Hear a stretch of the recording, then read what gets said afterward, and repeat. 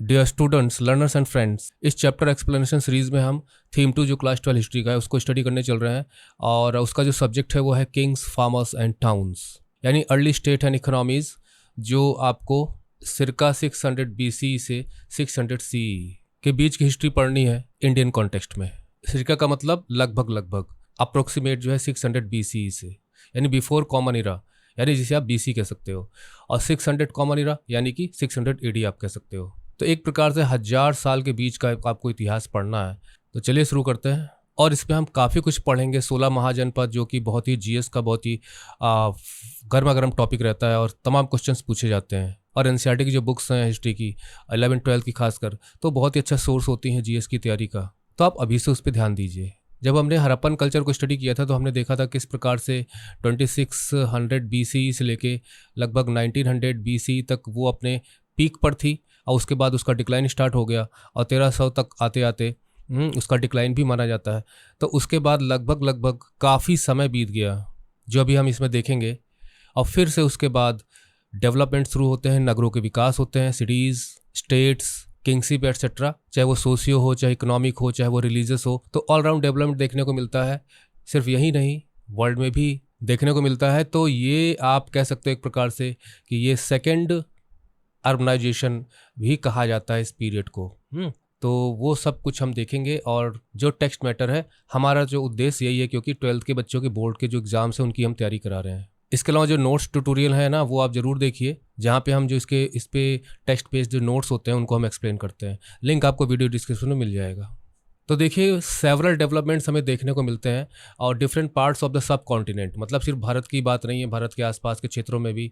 और ये लगभग 1500 का स्पैन, हड़प्पन सिविलाइजेशन के ख़त्म होने के बाद जो 1500 का वक्त बीतता है, 1500 सालों का, 1500 सालों का, उसके बीच में डेवलपमेंट्स होते हैं। और इसी समय ऋग्वेदा वगैरह भी लिखा गया उन लोगों के द्वारा जो इंडस और उसकी ट्रिब्यूटरीज में रहा करते थे।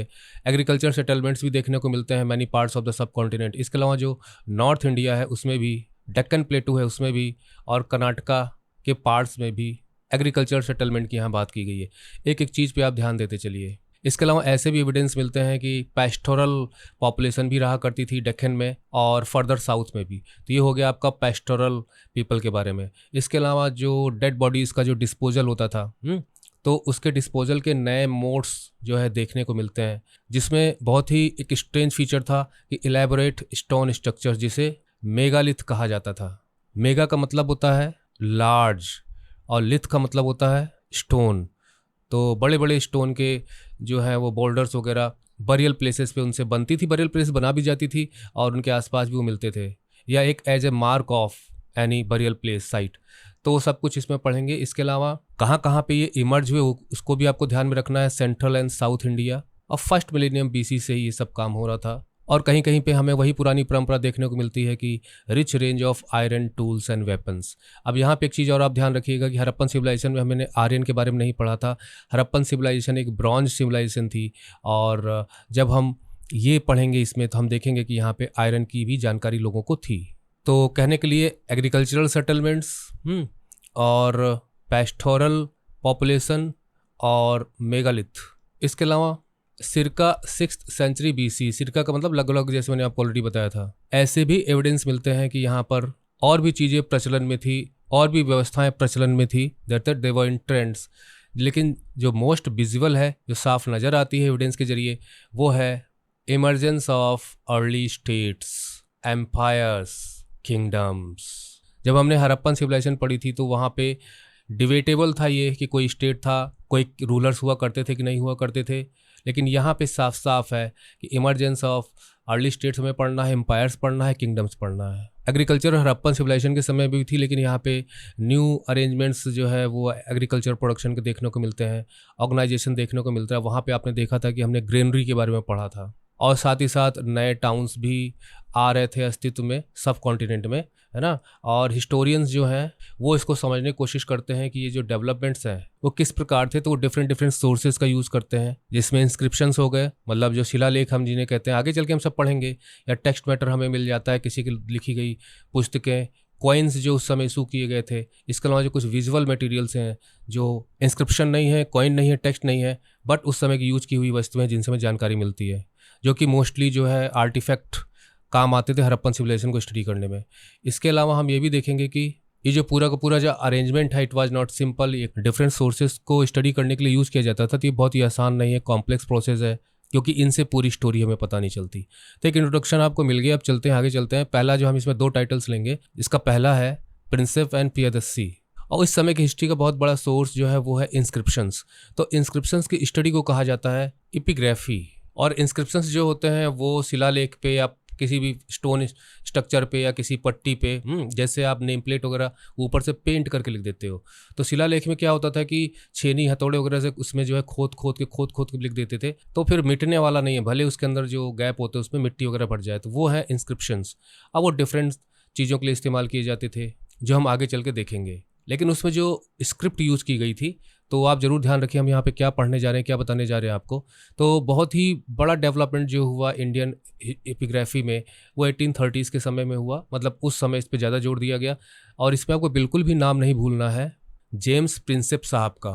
जब वो इंडिया में आए तो 20+ में थे और 41 की एज में ही उनकी डेथ हो गई, लेकिन he was a genius personality. Archaeologist भी थे। तो ये एक ऑफिसर थे और ईस्ट इंडिया कंपनी की जो मिंट थी, जहाँ पे पैसे वगैरह कॉइनीज वगैरह सब कुछ मिंट होते हैं, तो वहाँ इनकी ड्यूटी लगती थी।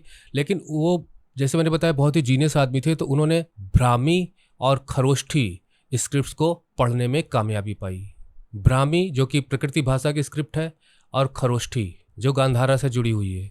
तो इसको डिसाइफर करने का श्रेय जो है वो जेम्स प्रिंसेप को ही जाता है। और जो हुगली रिवर है ना, वहाँ पे एक घाट भी इनके नाम से बना हुआ है, प्रिंसेप घाट के नाम से, जो इनको रिकॉग्नाइज करता है कि उन्होंने कितना बड़ा योगदान दिया था। क्योंकि आप जानते हैं हड़प्पन सिविलाइजेशन के समय जो पिक्टोरियल जो लिपि थी वो आज तक पढ़ी नहीं जा चुकी। आप जानते हैं ना कि जैसे जो हम बोल रहे होते हैं, कम्युनिकेशन कर रहे होते हैं, वो स्पीच होती है हमारी, वो हमारी लैंग्वेज होती है। लेकिन जब हम उसको लिखते हैं तो डिफरेंट कैरेक्टर्स का यूज़ करते हैं, वो स्क्रिप्ट बनती है। तो उसमें जब लिपि को पढ़ा गया तो ही फाउंड दैट कि most of this mentioned king referred to as Piyadasi. तो उन्होंने देखा कि उसमें से एक राजा का नाम बार बार आता है, जिसे कहा जाता है पियादस्सी। और इसका यहाँ अर्थ भी दिया गया है, प्लीजेंट टू बीहोल्ड। बीहोल्ड माने देखना, मतलब देखने में जो सुकून दे, अच्छा लगे, पियादस्सी। अब मैं यहीं पे आपको बता देता हूँ कि आगे चल के कि आप देखेंगे कि ये राजा अशोक के लिए ही यूज किया जाता था। इसके अलावा भी आपको बहुत से इंस्क्रिप्शंस मिल जाएंगे। ओ, यहाँ दिया भी गया है जहाँ पे राजा अशोक का जिक्र आता है। तो इनका जिक्र बुद्धिस्ट टेक्स्ट में भी दिखने को मिलता है। मतलब most famous ruler from Buddhist texts. कारण क्या है कि उन्होंने बौद्ध धर्म के लिए काफ़ी कुछ प्रचार प्रसार के लिए काफ़ी कुछ काम भी किया था। तो इंस्क्रिप्शन को जब डिसाइफर किया गया खरोष्ठी और ब्राह्मी लिपि की, जो कि मोस्ट ओल्डेस्ट हैं, जब आपको पूछा जाए कि इंस्क्रिप्शंस की मोस्ट ओल्डेस्ट लैंग्वेजेस कौन सी हैं, स्क्रिप्ट्स कौन सी है, तो आप ब्राह्मी और खरोष्ठी को बोलेंगे। तो इससे इंडियन पॉलिटिकल हिस्ट्री को जानने में मदद मिली, क्योंकि उस वक्त भाई अंग्रेजों का भी राज था, तो उसमें यूरोपियंस भी शामिल थे, उसमें इंडियन स्कॉलर्स भी शामिल थे। तो उन्होंने इन इंस्क्रिप्शंस को यूज़ कर और हिस्ट्री को रिकन्स्ट्रक्ट करने की कोशिश की और एक लीनिएज पता करने की कोशिश की मेजर डिनेस्टीज़ की। मतलब जो वंश है उनका क्रम क्या है, उनकी आगे पीढ़ियाँ कैसे रूल की उन्होंने इस पूरे के पूरे सब कॉन्टिनेंट में। ध्यान रहे 1947 में पाकिस्तान जो है भारत के हिस्से से अलग करके एक नया देश बनाया गया। लेकिन उसके पहले अब जो आप मैप स्टडी करेंगे, before the coming of the Muslim invaders, तो अफ़गानिस्तान, पाकिस्तान, ये सब आपको मैप में मिलेगा। धीरे धीरे एक ब्रॉड कंटूर, मतलब एक ब्रॉड आउटलाइन आप कह सकते हो, एक स्ट्रक्चर पॉलिटिकल हिस्ट्री का जो भारत का है वो तैयार हो रहा था 20th सेंचुरी में, 20th सेंचुरी के अर्ली डिकेड्स में। और उसके बाद फिर स्कॉलर्स ने अपना फोकस शुरू किया कि ये जो पॉलिटिकल हिस्ट्री है उसका कॉन्टेक्स्ट क्या है। कहने का मतलब है कि जिस समय की हम पॉलिटिकल हिस्ट्री पढ़ रहे हैं, तो उसका और जगह क्या प्रभाव पड़ा और उस समय की क्या व्यवस्थाएं थी, और क्या कोई कनेक्शन था बिटवीन द पॉलिटिकल चेंजेस, है ना, and the economic and social developments. मतलब क्या पॉलिटिकल चेंजेस का सोसाइटी और इकोनॉमिक चेंजेस से कोई फ़र्क पड़ता था, अगर इसमें कोई चेंज हो तो यहाँ पे कोई चेंज नज़र आता था, या इसमें कोई चेंजेस हो तो क्या पॉलिटिकल सिस्टम में कोई चेंज देखने को मिलता था। वो सब चीज़ें हमें पढ़नी, मतलब वो सब चीज़ों पर फोकस हुआ। और बाद में ये रियलाइज़ किया गया कि लिंक्स थे, बट नॉट सिंपल और डायरेक्ट। ओके, तो अब हम दूसरा वाला इसमें टॉपिक उठा रहे हैं, द अर्लीस्ट स्टेट्स। यानी जो हमारे महाजनपद हैं, ये हमारे अर्लीस्ट स्टेट्स हैं इंडियन सब कॉन्टिनेंट में। द 6th सेंचुरी BC, ध्यान रहे 6th century BC, before common era, मतलब जीसस के जन्म के पहले, मतलब नो क्रिश्चियनिटी नो इस्लाम, जो बड़े रिलीजन्स हैं उसके पहले की आप हिस्ट्री पढ़ रहे हैं। You can be the Indians, I am talking about the Indians who are the original inhabitants, not who came from outsides, not the outsiders. तो they can feel proud of the rich and old Indian heritage traditions and cultures.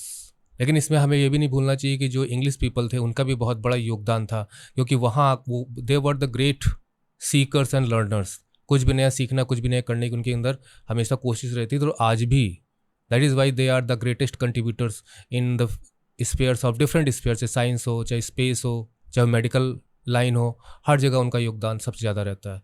तो 6th century BC is often regarded as a major turning point in early Indian history. तो 6th century BC को आप early Indian history मतलब प्रारंभिक जो भारत का इतिहास उसका टर्निंग पॉइंट आप कह सकते हो।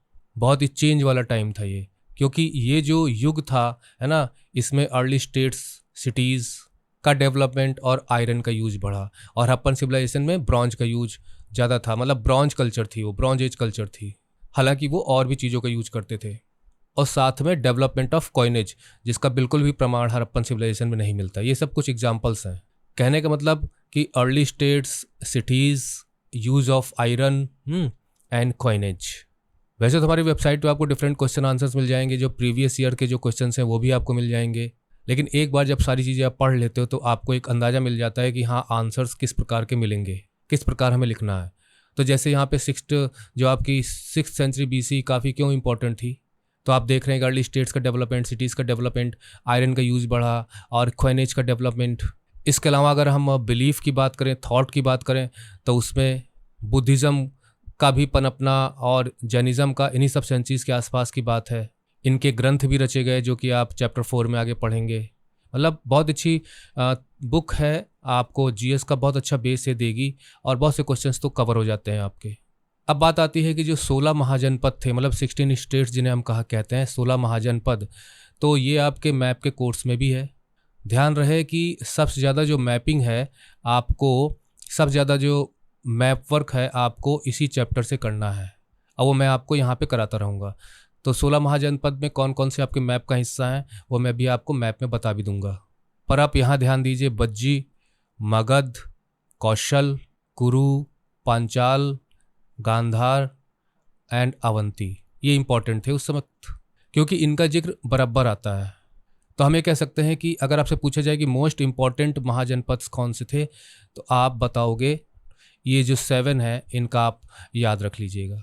अब मैं आपको मैप वर्क करा देता हूँ। शुरुआत करिए आप सबसे ऊपर से, कंबोज, गांधार, और फिर इधर हम किनारे किनारे आते हैं, सूरसेन, मत्स्य, अवंती, और इधर लास्ट में अस्मक। अब हम चलते हैं लास्ट में किनारे से, अंग, मगध, वज्जी जो अभी हमने पढ़ा था, ठीक है, मल्ल, वत्स, काशी के साथ साथ आपको कौशल भी ऊपर मिल जाएगा, ध्यान रखिएगा, छेदी, पांचाल और उसके बाद कुरु।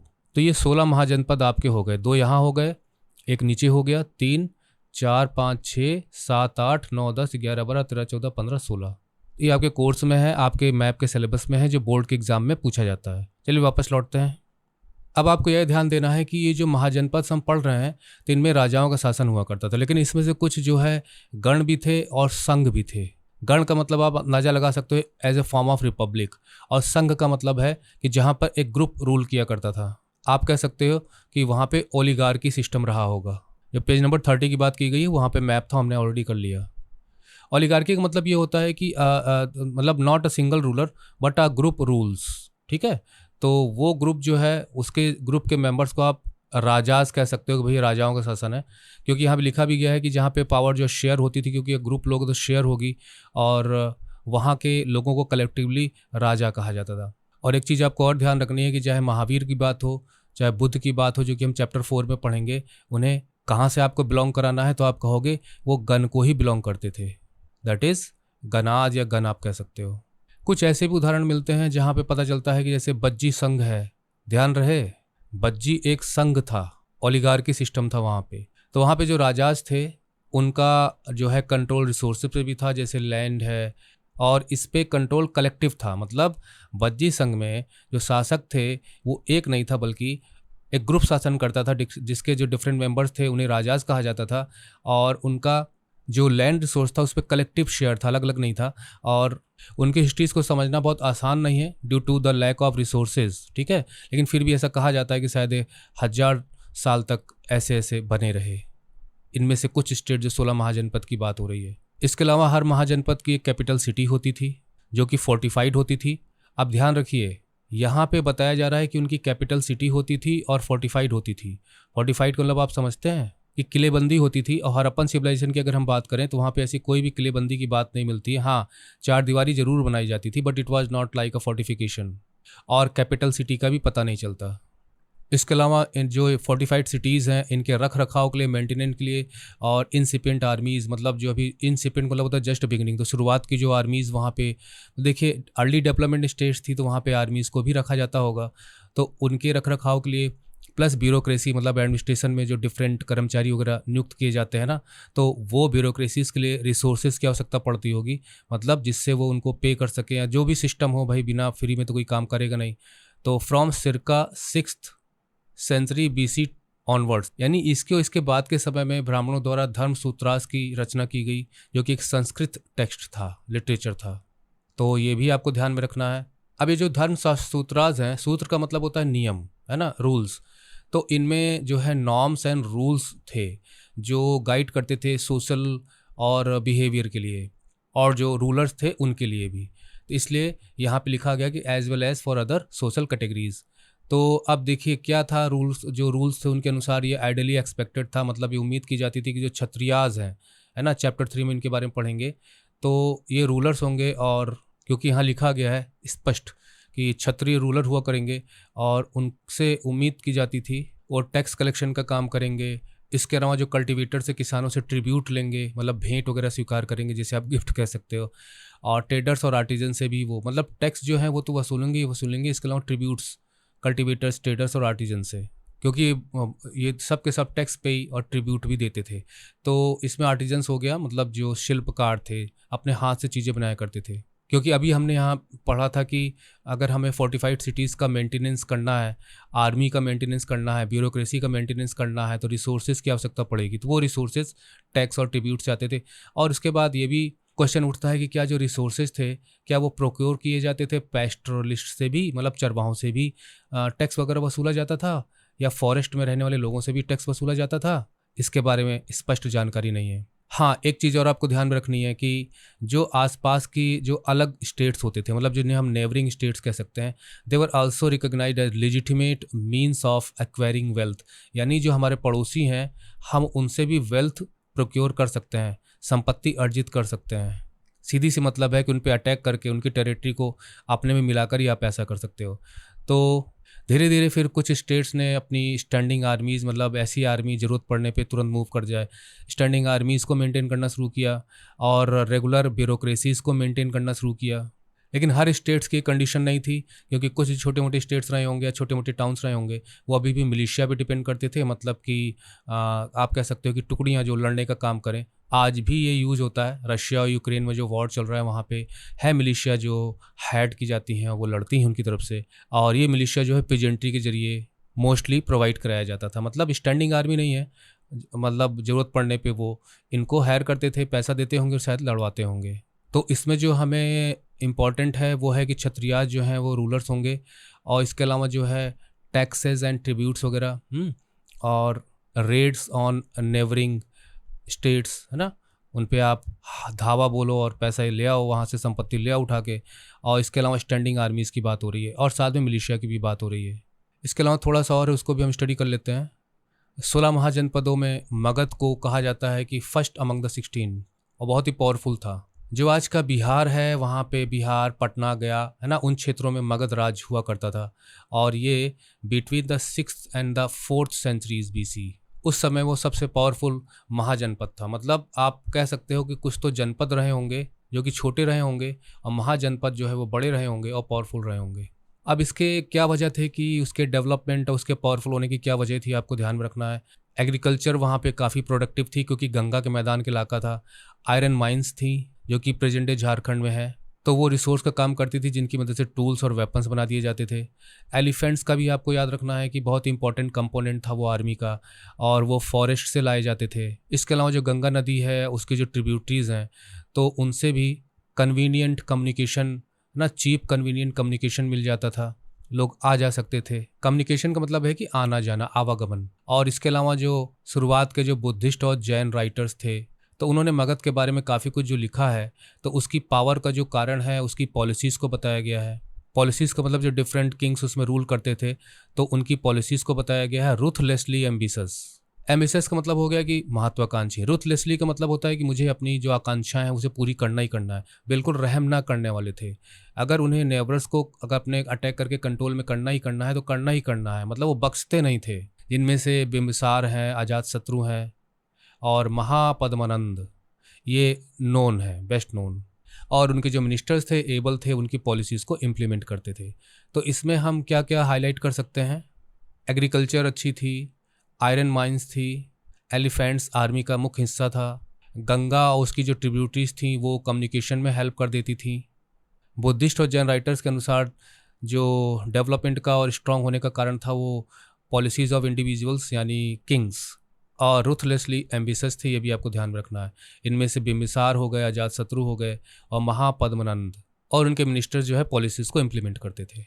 अब बात आती है कैपिटल की, तो शुरू में राजगाह, ये प्रकृत भाषा में लिखा गया है, जो राजगीर जो बिहार में है उसके लिए शब्द है। तो ये मगध की कैपिटल हुआ करती थी।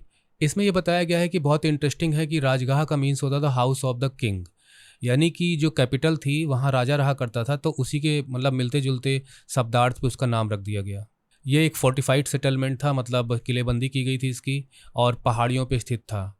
बाद में 4th सेंचुरी BC में कैपिटल को शिफ्ट करके पाटलिपुत्र कर दिया गया, जो आज पटना के नाम से जाना जाता है, क्योंकि पटना जो है वो स्ट्रेटेजिक लोकेशन थी उसकी अलोंग द गंगा। ये देखिए, ये एक चित्र दिया गया है, फोर्टिफिकेशन वॉल्स ऑफ राजगीर, है ना। देखिए कितनी भयानक बड़ी बड़ी चौड़ी चौड़ी वॉल्स हैं, सेपरेट रखने के लिए, और शायद हो सकता है कि सेफ्टी के लिए भी ऐसा किया गया हो। तो इसमें शुरू में राजगाह, जिसे राजगीर कहा जाता है, मतलब आज प्रेजेंट डे में, और इसके अलावा बाद में इसकी जो कैपिटल है वो पाटलिपुत्र कर दी गई 4th सेंचुरी BC में, और इनिशियली जो है वो ये थी। इसका जो अगला टॉपिक है हम वो बाद में लेंगे। इसके अलावा जो बगल बगल में लिखा गया है, जैसे ओलिगार्ची को मैंने ऑलरेडी आपको बता ही दिया, ये मैप मैंने आपको समझा ही दिया। जनपद के बारे में बताया गया है कि जहाँ पे जन, यानी कि जन का मतलब होता है पीपल, आज भी लोग कहते हैं 2 जन 3 जन, तो जनपद का मतलब हो गया जहाँ पे लोग रहते हैं, या कोई जाति रहती है, या कोई जनजाति रहती है। पद माने होता है पैर, जन माने जनता, तो जनता के पैर जहाँ पड़ते हैं और जहाँ वो बस जाते हैं वो एक जनपद बन जाता है। इसे प्रकृत भाषा में भी यूज किया गया है और संस्कृत भाषा में भी यूज किया गया है। इंस्क्रिप्शन के बारे में बताया गया है कि ऐसी राइटिंग्स होती हैं जो इनग्रेव कर दी जाती है, मतलब खुरुज के खोद कर स्टोन पे, मेटल पे या पॉटरी पे लिख दिया जाता है। या आपने देखा था हड़प्पन सिविलाइजेशन में भी इंस्क्रिप्शंस मिले हैं, लेकिन अभी तक लिपि को नहीं पढ़ा जा चुका है, अभी तक इसकी स्क्रिप्ट को डिसाइफर नहीं किया गया है। उन लेखों में अचीवमेंट्स होना ना, डिफरेंट एक्टिविटीज़ उस समय की, या आइडियाज़ को लिखा जाता था, जिसमें राजाओं के एक्सप्लॉइट्स को भी लिखा जाता था कि राजा ने कहाँ कहाँ किसको किसको हराया और अपने समय में क्या क्या अचीवमेंट्स किए, क्या क्या डोनेशंस हैं जो महिलाओं के द्वारा और पुरुषों के द्वारा रिलीजियस इंस्टीट्यूशंस को दिए गए। भाई देखिए, जब हम रोमन साम्राज्य पढ़ते हैं या अब हम यूरोपियन हिस्ट्री पढ़ते हैं तो हम देखते हैं कि चर्च की कितनी बड़ी अथॉरिटी थी, तो उसी प्रकार से यहाँ पे भी रिलीजियस इंस्टीट्यूशंस होते थे जिनको दान दिया जाता था। और इंस्क्रिप्शंस एक परमानेंट रिकॉर्ड्स की तरह से आप कह सकते हो, जो कि जिनमें कहीं कहीं डेट्स भी मिल जाती हैं, और डेट्स नहीं भी हैं तो पैलियोग्राफी के जरिए जो उस समय की जो राइटिंग की स्टाइल है उसके आधार पे पता लगा लिया जाता है कि वो किस डेट्स में लिखे गए होंगे, किस मतलब पीरियड क्या रहा होगा उनका, और उसमें काफ़ी करेक्टनेस भी, प्रिसीजन भी मिल जाता है। जैसे उदाहरण के लिए सिरका 250 BC में जो ए है वो इस तरह लिखा जाता था, लेकिन 500 C तक आते आते ए ऐसे हो गया, तो निश्चित है कि हम पहचान लेंगे कि वो किस पीरियड का रहा होगा। इसके अलावा बिल्कुल नहीं भूलना है कि जो अर्लीस्ट इंस्क्रिप्शंस हैं वो प्रकृति में लिखे जाते थे, डोंट एवर फॉरगेट, और कॉमन पीपल भी उसका यूज़ करते थे। उसमें रूलर्स के नेम है, जैसे अजातशत्रु हैं, अशोक हैं, है ना, तो प्रकृत भाषा से उनके बारे में जानकारी मिलती है। इसके अलावा पाली के भी प्रयोग के एविडेंस मिलते हैं। इसके अलावा जो यहाँ पे शिलालेखों में जो टर्म्स मिले हैं वो पाली में भी मिलते हैं, तमिल में भी मिलते हैं, संस्कृत में भी मिलते हैं। जैसे अभी मैंने जनपद का उदाहरण लिया था, इनमें भी इंस्क्रिप्शंस मिला करते थे। तो आप ये मत सोचिएगा सिर्फ प्रकृत भाषा में होते थे, इंस्क्रिप्शंस तमिल, संस्कृत, पाली में भी मिले हैं। और अगर आपसे पूछा जाए कि क्या इन्हीं भाषा का प्रयोग करते थे लोग, तो नहीं, पीपल जो हैं वो शायद अदर लैंग्वेजेस का ही प्रयोग करते थे, लेकिन शायद उनका राइटिंग में यूज़ नहीं हुआ। आप कह सकते हो कि वो बोलियां भी उस वक्त प्रचलित थीं। तो ये सब कुछ मैंने यहाँ पे कंप्लीट कर दिया आपके लिए। और जो हमारा नेक्स्ट टॉपिक होगा हम दो टॉपिक फिर से इकट्ठा उठाएंगे। वो होंगे हमारे एन अर्ली एम्पायर, और दूसरा होगा न्यू नोशंस ऑफ किंगशिप। ठीक है, और इसका जो नोट्स ट्यूटोरियल है वो भी आप जरूर देख लीजिएगा, लिंक आपको वीडियो डिस्क्रिप्शन में मिल जाएगा। So ending the tutorial, bye bye, study well and take care.